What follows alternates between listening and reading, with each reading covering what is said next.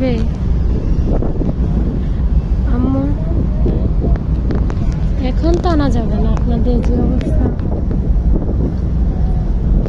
কি নৌকা চলতেছে এখানে? কি যাইতেছে?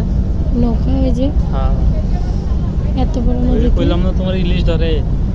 ওরা। হ্যাঁ, এই ফেরিতে তো আসে নাই, পুরো ফেরিগুলো আসে।